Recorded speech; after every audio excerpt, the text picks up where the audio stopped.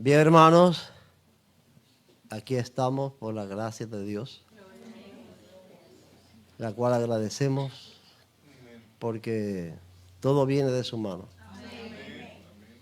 Y entonces, si estamos aquí en esta mañana, es porque Él lo ha querido, es su voluntad, y lo agradecemos. Como todos saben, estamos estudiando un tema central, un tema principal, a ver si lo recuerdan. Eso de las profecías, pero hay un tema. Ese es uno de los temas, pero el tema central es el reino de Dios que viene. Ese es el tema que va a representar todas estas clases o todos estos estudios, porque realmente mientras hoy en el culto, mientras Rosarito cantaba su himno, yo pensaba, qué lástima que todos los cristianos en masa no comprenden todavía la realidad de lo que este himno dice, o parte de lo que dice el himno. Más de 2 o 3 veces el himno repite la idea de que Cristo es el Cordero y el León. Varias veces. Cristo es el Cordero, pero también el León. Y eso representa una verdad profética extraordinaria. Desde Génesis hasta Apocalipsis, cuando uno se dedica a estudiar la profecía, se da cuenta de que hay un plan de Dios para establecer al fin de los tiempos un reino mesiánico, un reino escatológico donde Cristo será el rey. Cristo es el Cordero que vino, ya vino en su primera visita a la tierra, ya vino para morir por los pecados del pueblo. Pero vuelve por segunda vez. Será su segunda visita a la tierra, no como un cordero. Viene como el león. ¿De qué? De la tribu de Judá. Viene como el león de la tribu de Judá para sentarse en el trono de David y establecer un reino para gobernar a las naciones con vara de hierro. Eso está profetizado. Eso está muy claro en las profecías. Entonces yo pensaba que mientras ella cantaba el himno, qué bueno sería que todos comprendieran esto. Que Cristo es el Cordero, pero también el León de Judá, que viene a establecer su reino. Cuando nosotros estamos diciendo el Padre Nuestro, ni nos damos cuenta.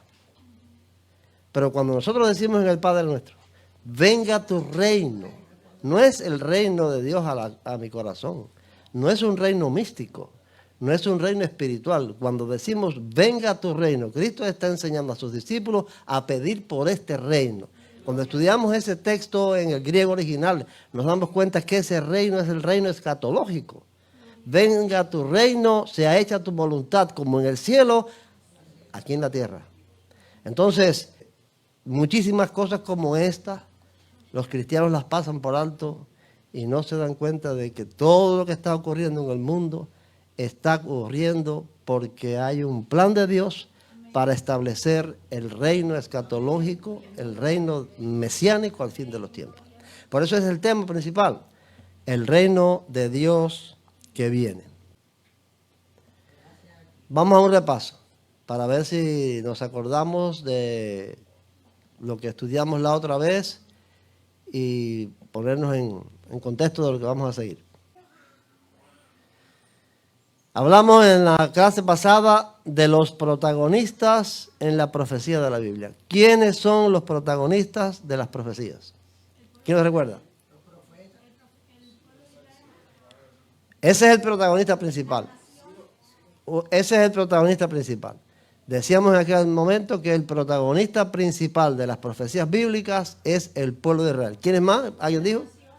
Las naciones y los imperios y también. Ajá.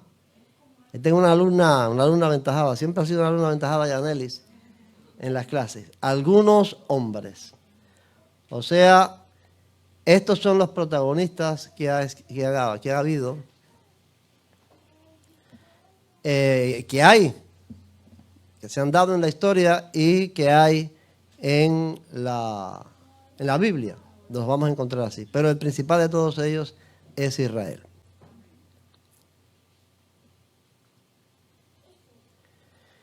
Bueno, nosotros presentamos el monte Sinaí en la clase anterior. La pregunta dice, ¿qué tiene que ver el monte Sinaí y este capítulo con nuestro estudio, Levítico 26? ¿Qué tiene que ver eso? ¿Quién recuerda?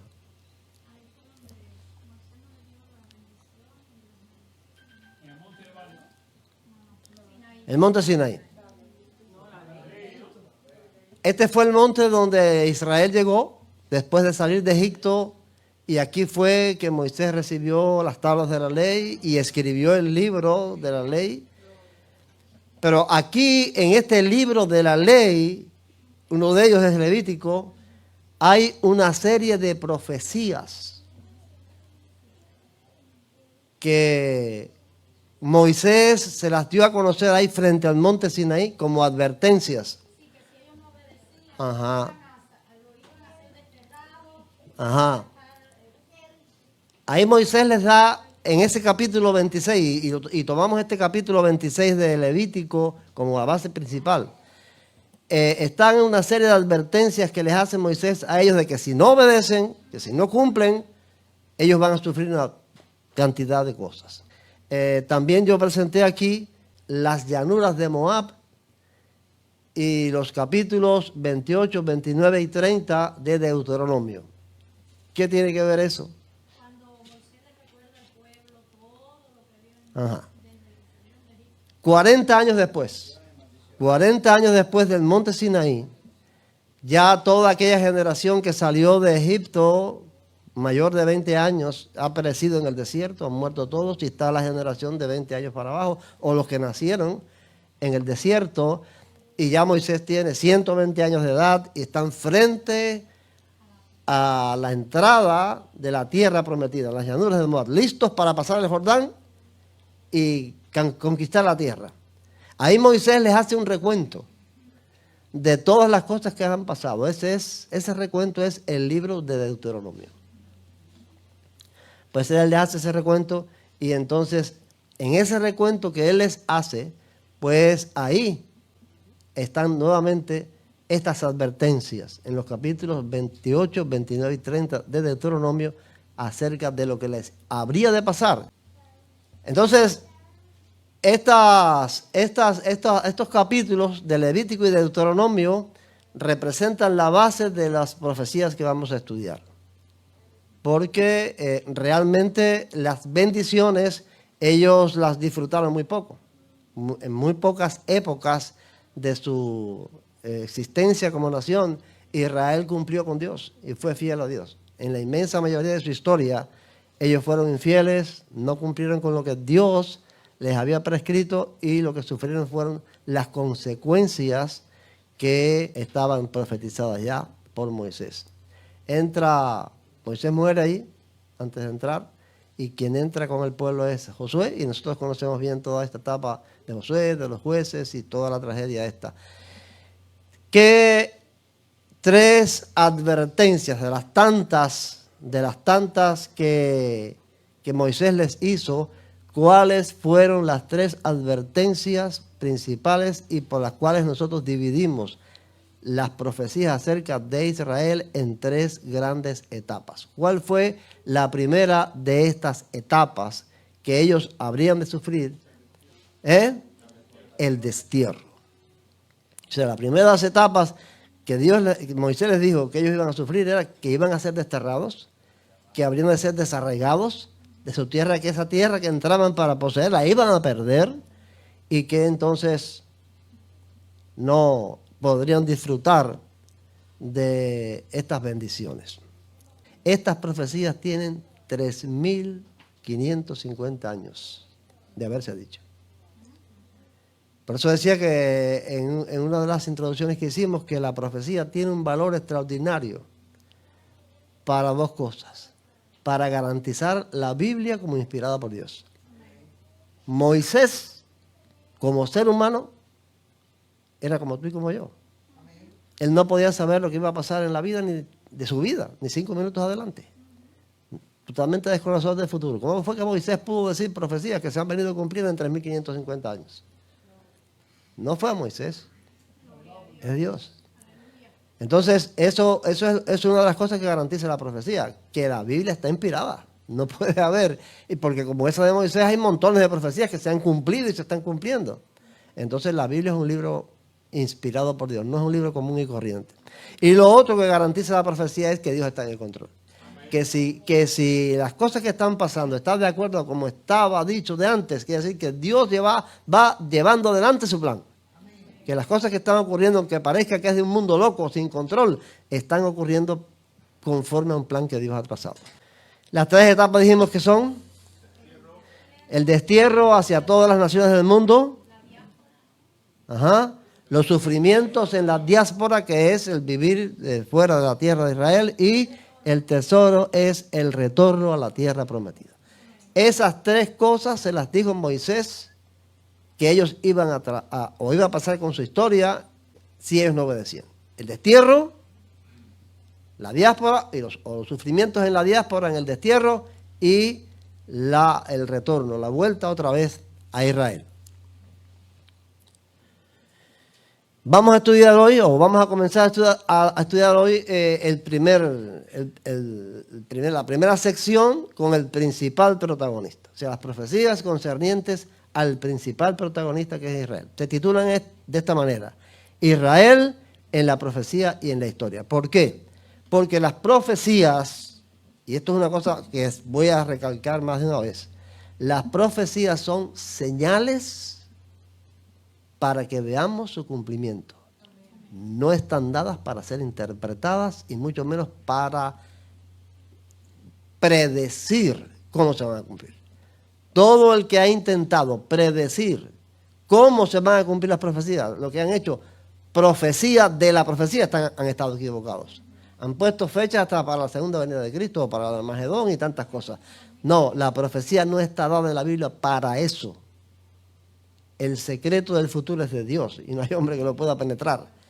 Las profecías están dadas para que sean señales de que se cumplieron.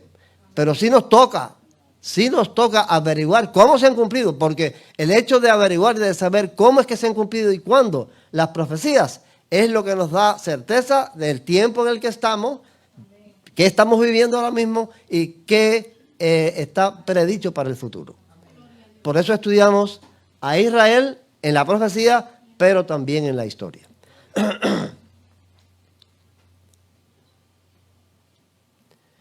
Bueno, decíamos que el destierro fue la primera etapa profetizada y que el Levítico 26 iba a ser la parte principal, fundamental. Dice ahí, y quiero que presten atención principalmente a las palabras remarcadas en rojo. Dejaré desiertas vuestras ciudades, asolaré vuestros santuarios y no oleré la fragancia de vuestro suave perfume, lo que se hacía en el templo. Asolaré también la tierra y se pasmarán por ello vuestros enemigos que en ella habiten.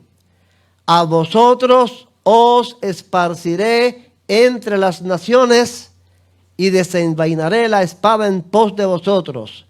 Vuestra tierra quedará asolada y desiertas vuestras ciudades. El destierro, la tierra desolada, las ciudades abandonadas, ellos esparcidos por todas las naciones. ¿Está profetizado ahí? Vamos a ver qué dice entonces sobre el mismo destierro de Deuteronomio 28. Jehová os llevará a ti. Ya este es el recuento 40 años después. Jehová os llevará a ti y al rey que hayas puesto sobre ti a una nación que ni tú ni tus padres conocíais. Y allá servirás a dioses ajenos, al palo y a la piedra, a la Virgen María, y a cuántas cosas han tenido que adorar los judíos. Seréis arrancados de sobre la tierra a la que vais a entrar para tomarla en posesión. Jehová te esparcirá por todos los pueblos, desde un extremo de la tierra hasta el otro extremo. ¿Qué nación hoy en el mundo no alberga judíos? Hasta China y Japón tienen comunidades judías. Jehová te esparcirá por todos los pueblos de la tierra hasta el otro extremo. Y allí servirás a dioses ajenos que no conociste ni tú ni tus padres, al leño y a la piedra. ¿Está profetizado el destierro? Más claro ni el agua, como dice el refrán, ¿no? Vamos a ver el próximo texto. O sea, vamos a ver primero esto, porque vamos a ver un texto interesante. Esto es una foto de satélite de lo que es la tierra de Israel actualmente. Lo que está en el marco rojo es el Estado de Israel, donde está el Estado de Israel. Ahí se ve un poquito de verdor oscuro porque después que Israel ha regresado allí, en la tierra ha cambiado y hay mucha vegetación. Pero en el tiempo antes de que Israel llegara allí, la tierra de Israel era como la otra parte que ella, como la parte del desierto sirio allí, una tierra que solo era desierto, piedras y polvo.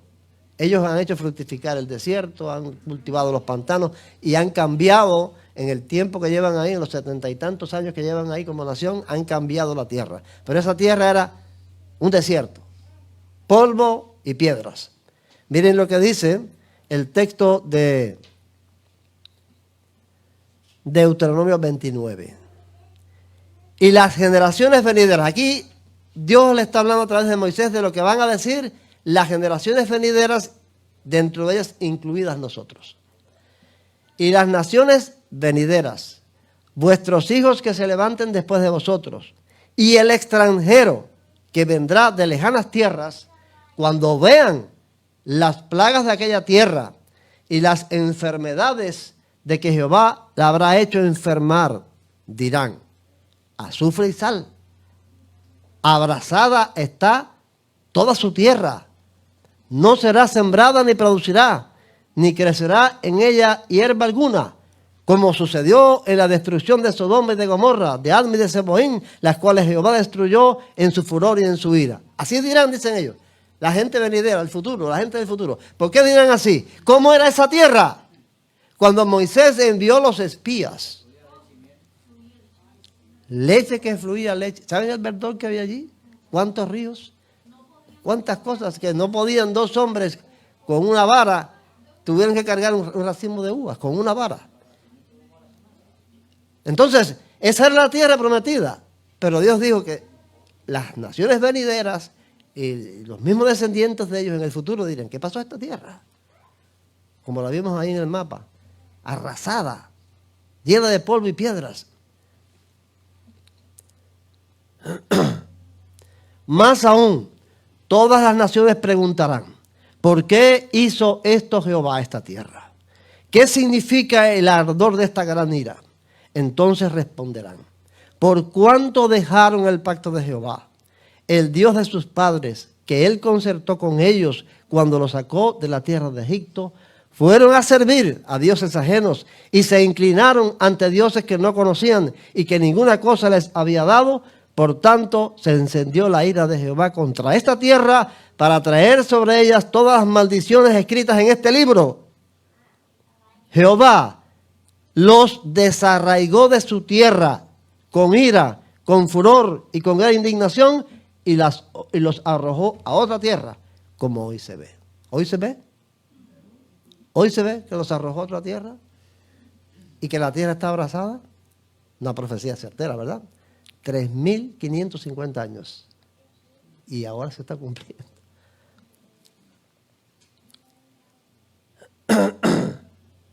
Vamos entonces a los sufrimientos en la diáspora. Porque dijimos que estaba profetizado en estos libros por Moisés el destierro, la diáspora y el retorno. Vamos a Levítico 26 otra vez, nuevamente. Y a los que queden de vosotros infundiré en sus corazones tal cobardía en la tierra de sus enemigos, después que estuvieron desarraigados, que el sonido de una hoja que se mueva los perseguirá y huirán como ante la espada y caerán sin que nadie los persiga. Tropezarán los unos con los otros, como si huyeran ante la espada, aunque nadie los persiga. Y no podréis resistir delante de vuestros enemigos. Y pereceréis, recuerden ver las palabras remarcadas en rojo. Y pereceréis entre las naciones, y la tierra de vuestros enemigos os consumirá. Y los que queden de vosotros decaerán en la tierra de vuestros enemigos por su iniquidad, y por la iniquidad de sus padres decaerán con ellos. ¿Profetizada la diáspora y los sufrimientos en la diáspora? Claro, está bien claro. Moisés estaba bien claro cuando profetizaba estas cosas. Vamos a ver Deuteronomio 28. Jehová te entregará derrotado delante de tus enemigos. Por un camino saldrá contra ellos y por 7 caminos huirás de ellos. Serás, y ahora piensen, al leer estas palabras en rojo, piensen los que conocen el holocausto y lo que pasó con el holocausto. Serás el espanto de todos los reinos de la tierra. Tus cadáveres servirán de comida a todas las aves del cielo y a las fieras de la tierra, y no habrá quien las espante. Montones de veces ha pasado eso, pero el clímax del cumplimiento de eso fue el holocausto nazi de la Segunda Guerra Mundial. Y ni aún entre estas naciones descansarás. Aquí todo es rojo. Y ni aún entre estas naciones descansarás, ni la planta de tu pie tendrá reposo, pues allí te dará Jehová un corazón temeroso, languidez de ojo y tristeza de alma. Tendrás la vida como algo que pende delante de ti. Estarás temeroso de noche y de día y no tendrás seguridad de tu vida. Por la mañana dirás, ¿quién diera que fuera la tarde? Y a la tarde dirás, ¿quién diera que fuera la mañana? Por el miedo que amedrentará tu corazón y por lo que verán tus ojos. ¿Está claro? Vamos al retorno de la tierra prometida. O sea, hemos visto el destierro, la profecía sobre el destierro, la profecía sobre el sufrimiento en la diáspora, brevemente, porque eso hay mucho más que decir sobre y que citar de textos bíblicos, pero estamos siendo breves. Y vamos a ver las profecías que hay sobre el retorno. La vuelta entonces a la tierra prometida. Volvemos a Levítico 26. Por eso yo me enfrentaré a ellos y los haré entrar en la tierra de sus enemigos. Entonces se humillará su corazón incircunciso y reconocerán su pecado. Y yo me acordaré, en rojo, de mi pacto con Jacob. Y asimismo de mi pacto con Isaac. Y también de mi pacto con Abraham me acordaré. Y aquí en rojo y en letras mayúsculas. Haré memoria de la tierra. ¿Qué memoria era esa? El pacto con Abraham fue: esta tierra la voy a entregar a ti y a tu descendencia para siempre. No temporalmente, para siempre. Vamos al próximo texto. En Salmo 105, 7 al 11 dice: y es Jehová nuestro Dios, en toda la tierra están sus juicios. Se acordó para siempre de su pacto, de la palabra que mandó para 1000 generaciones, la cual concertó con Abraham, de su juramento a Isaac, la estableció a Jacob por decreto, a Israel por pacto sempiterno, diciendo: a ti te daré la tierra de Canaán como porción de vuestra heredad. Hará memoria de la tierra, porque esa tierra Dios se la dio a Abraham y a su descendencia como pacto sempiterno, para siempre.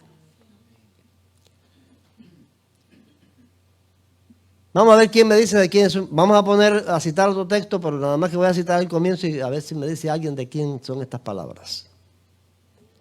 Bendito el Señor Dios de Israel, que ha visitado y redimido a su pueblo. ¿Eh? Vos. Simeón. No. Zacarías. Estas palabras son de Zacarías, el padre de Juan el Bautista. Cuando lleno del Espíritu Santo, después que recibió el habla, lleno del Espíritu Santo, dijo esto: Comienza diciendo, bendito el Señor Dios de la iglesia, bendito el Señor Dios de alguien, bendito el Señor Dios de Israel, que ha visitado y redimido a su pueblo. ¿Qué pueblo? Que ha visitado y redimido a su pueblo. ¿Con qué visitó y redimió a su pueblo? Con Jesús. Con Jesús. Y nos levantó un poderoso Salvador, Jesucristo, en la casa de David, en el trono de David, su siervo, como habló por boca de sus santos profetas que fueron antes desde el principio. Salvación, remarcado en rojo ahí, salvación de nuestros enemigos y de la mano de todos los que nos odiaron, para hacer misericordia con nuestros padres y acordarse de su santo pacto, el juramento que hizo Abraham, la tierra, nuestro padre, que nos habría de conceder, que librados de nuestros enemigos, sin temor los serviríamos en santidad y en justicia delante de él todos nuestros días. Pásame ahí. Remarcar esta otra parte. ¿En qué lugar del Génesis dice eso? Que está remarcado ahora en amarillito. Un juramento que Dios le hizo a Abraham de que nos había de conceder que, librados de nuestros enemigos, sin temor le serviríamos en santidad y en justicia delante de él todos nuestros días. Que ellos, el pueblo de Israel, porque está hablando del pueblo de Israel, le servirían a Dios en santidad y en justicia todos los días. ¿Dónde está ese juramento en Génesis? No está. Ese juramento no está en Génesis. Pero ¿por qué nosotros creemos que aunque eso no está en la historia de Abraham en Génesis, podemos certificar, podemos asegurar que fue un juramento que Dios le hizo a Abraham? Porque Zacarías está hablando por obra del Espíritu Santo. Esto Zacarías está diciendo por inspiración del Espíritu Santo. Y aunque no aparezca en Génesis ese juramento, porque en Génesis aparece el juramento de la tierra y de otras cosas, pero de un juramento de Dios para Abraham, donde se compromete en que su generación va a servir a Dios todos los días de su vida en santidad y justicia, eso no está en Génesis. Sin embargo, es una promesa para ellos. Y esta promesa la está fundamentando Zacarías, inspirado por el Espíritu Santo, en la venida de Jesucristo, que será quien le traerá esa bendición y el cumplimiento de esa promesa, de ese juramento de Dios. ¿Estamos claros?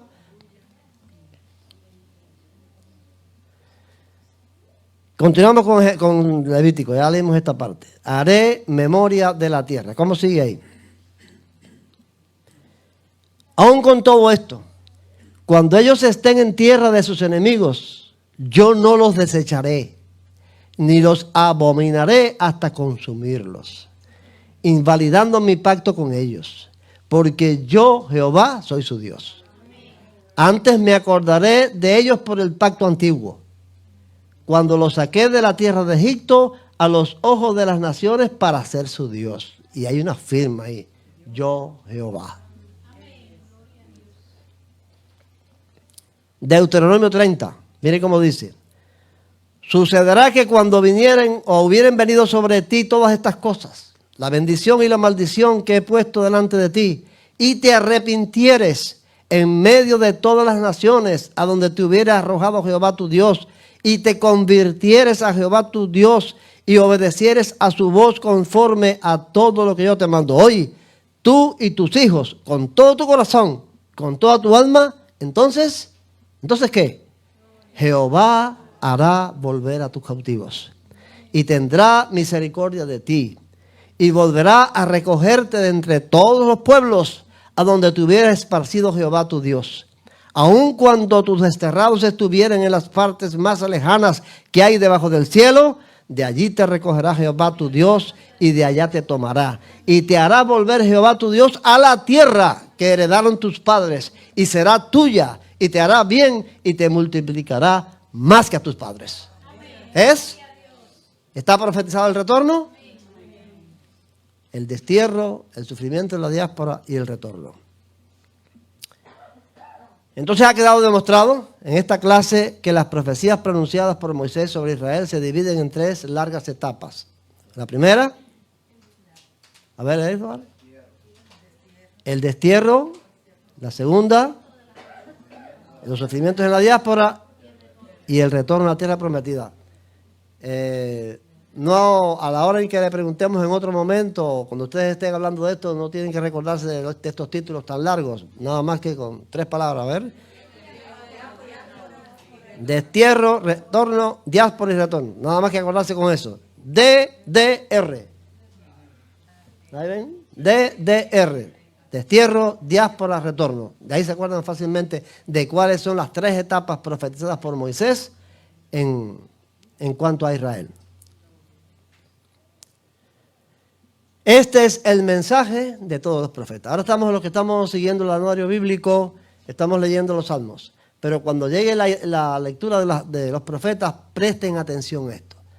Es la constante en el anuncio de todos los profetas, desde Isaías hasta Malaquías, los castigos y las bendiciones a Israel. Castigos y después restauración. Eso es constante. Todos los profetas están hablando constantemente de eso, de sus castigos por causa de su obediencia, pero la misericordia que Dios va a tener con ellos al final para restaurarlos. Bueno, ahora en esta pequeña gráfica, no sé si la podrán ver desde allí, vamos a demostrar cómo ha ocurrido el cumplimiento en la historia de estas profecías. Pero recuerden que el tema es Israel en la profecía y en la historia. Tenemos ahí una pequeña línea del tiempo donde hay una fecha al comienzo aquí. ¿La ven de allí? ¿La ven? Bueno, tienen buena vista. Y allá, 2024.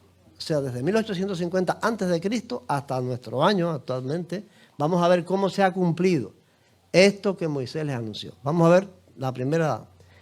¿Qué ocurrió en 1850? El llamamiento de Abraham. Ahí es cuando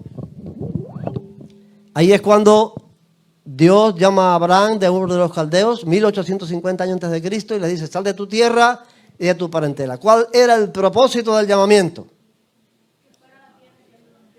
¿Para qué? Para hacer de él una gran nación, para fundar con él un pueblo. Eso ocurre en este año. Después pasan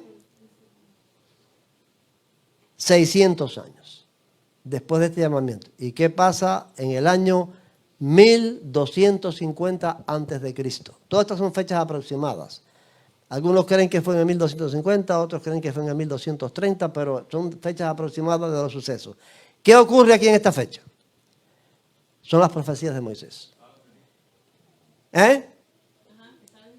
Cuando salen de Egipto, exactamente. En 1230, 1250, ellos salen de Egipto y entonces, ya como una nación formada, entró un pequeño grupo, una familia numerosa con Jacob, y después se formaron dentro de Egipto como nación y salieron más de 1 millón de personas. Entonces, salen de Egipto en esta fecha y pasan después de haber salido de Egipto y de haber recibido la ley y todas estas profecías de Moisés. ¿Cuántos años pasan? 200, ¿lo ven de ahí?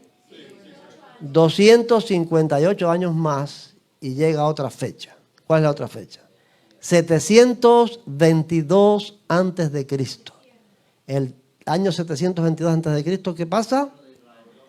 Primer destierro, el destierro asirio, y comienza a cumplirse lo que Moisés les había anunciado, lo que Dios les había predicho.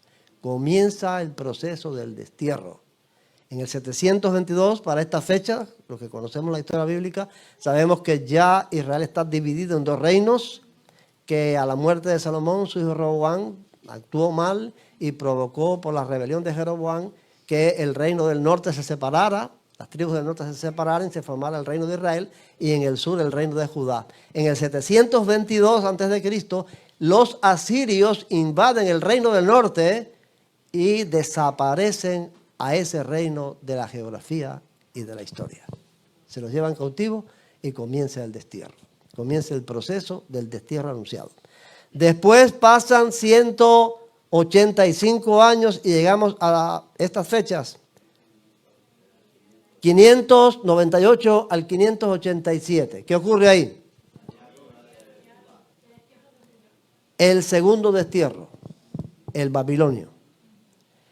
En 3 ocasiones los babilonios ya invadieron a Judá, el norte ya no existía, invadieron al reino del sur, en 3 ocasiones durante el reinado de Joacín, durante el reinado de Joaquín y por último de Sedequías, y se llevan cautivos, destruyen el templo y se llevan cautivos a los israelitas, a los judíos, para Babilonia. Pasan 657 años más. ¿Qué ocurre? En los años 70 y 135, pero después de Cristo. ¿Cuál es? El destierro romano. El tercer destierro. El destierro romano, en el año 70 primero, después de Cristo, vienen los romanos, porque ellos se rebelaron contra el imperio y arrasan el templo y pues, se llevan cautivos otra vez a los judíos, pero que unos años después ellos logran regresar, muchos de ellos, y los que quedaron allí se levantan otra vez y establecen otro reino, otro gobierno judío en Palestina, en Israel, que se llamó el reino de Bar Kokhba. 3 años, del 132 al 135, inclusive imprimieron monedas y fueron una pequeña nación independiente. Pero volvieron los romanos en la segunda invasión, esta vez el emperador Adriano, y ya sí, los arrasó completamente, aplanó lo que había sido el templo, edificó allí un templo para Júpiter y le cambió el nombre de Judea por Palestina. El nombre de Palestina viene de ahí. Que Adriano le cambió el nombre al territorio, todo el nombre de Judea y le puso Palestina, que en el idioma de aquel tiempo era Filistea. O sea, Palestina es de los filisteos. Y ahí entonces sí, ya podemos decir que en este segundo destierro romano, Israel desaparece completamente, es desarraigado completamente de la geografía y de la historia. No hay más acción histórica de los israelitas, de los judíos ahí en la tierra prometida, ni tampoco más presencia geográfica. No hay nada más y comienza entonces una larga etapa. ¿Cuál es esta etapa? La diáspora. 1813 años de diáspora.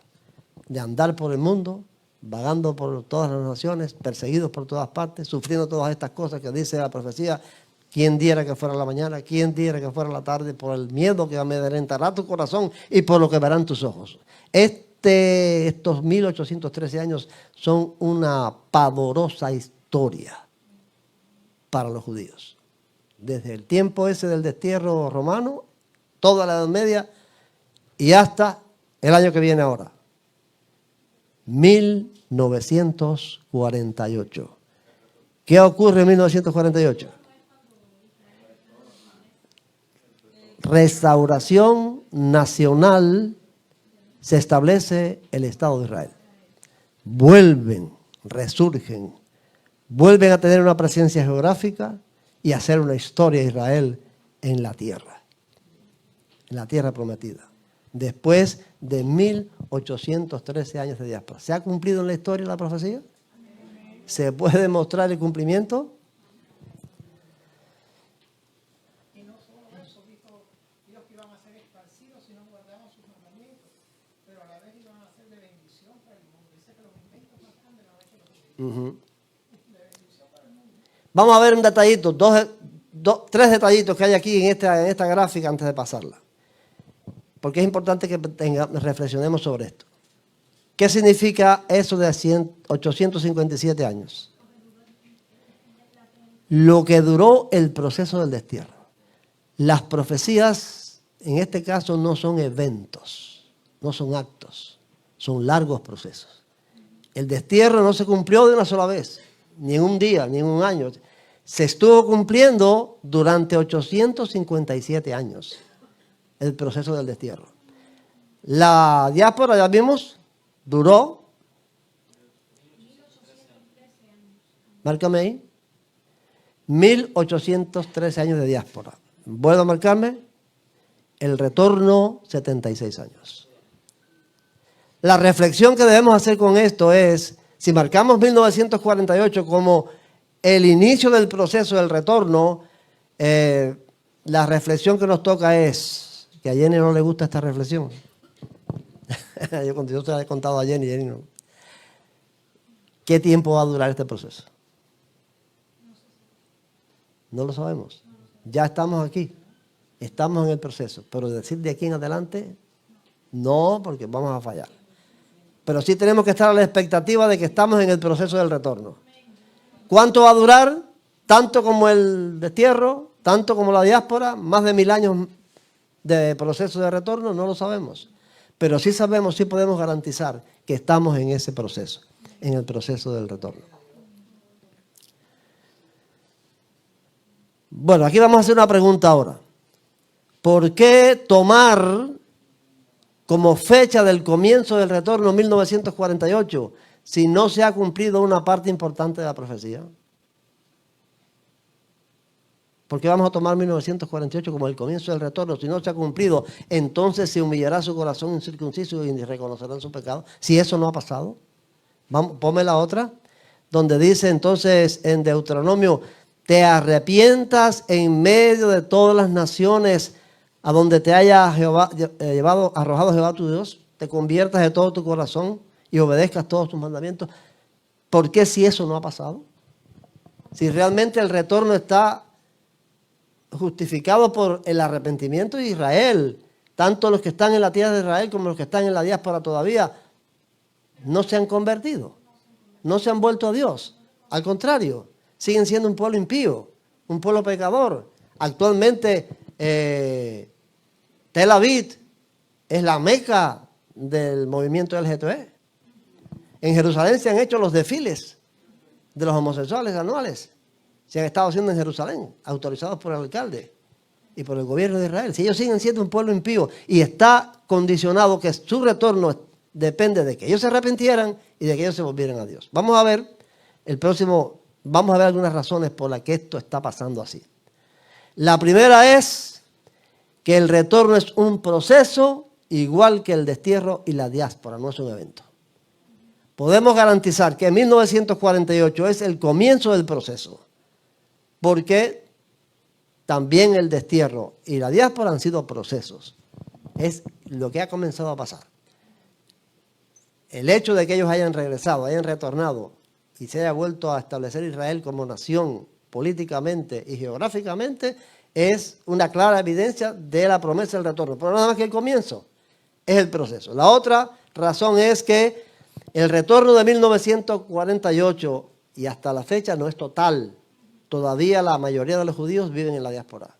En Israel está la minoría.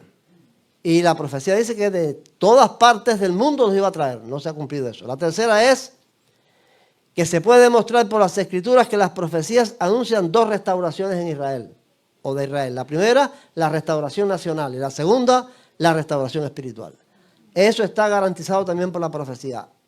Hay una restauración nacional que ya podemos asegurar se cumplió el 14 de mayo de 1948, cuando Israel declaró su independencia.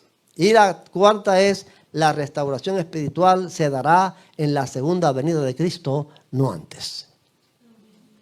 O sea, entre la etapa de la restauración nacional y la restauración espiritual, el tiempo que pase ese proceso que termina con la venida de Cristo, ellos van a estar siendo un pueblo impío, un pueblo infiel, un pueblo que no va a servir a Dios porque ellos van a renovarse espiritualmente.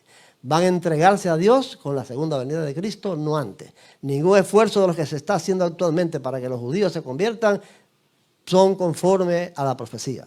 Todos son esfuerzos humanos para lograr que ellos se conviertan, pero realmente lo que anuncia la profecía es que su conversión ocurre con la venida de Cristo, no antes de eso. Vamos a ver esto rápidamente en la restauración profetizada por Zacarías. Por el profeta Zacarías dice: pero sobre la casa de David y los habitantes de Jerusalén derramaré un espíritu de gracia y de oración. Mirarán hacia mí, a quien traspasaron Llorarán como se llora por el hijo unigénito y se afligirán por él como quien se aflige por el primogénito. ¿Por qué sabemos que esto es una restauración espiritual de Israel en el tiempo de la segunda venida de Cristo? Mirarán al que traspasaron, o sea que es una mirada a Jesús. Este texto está en el contexto de la invasión final que va a sufrir el pueblo de Israel por parte de Gog y Magog.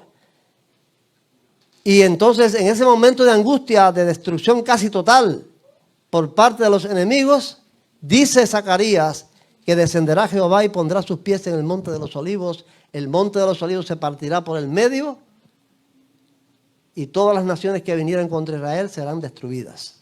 ¿Quién es ese Jehová que puso sus pies en el monte de los olivos?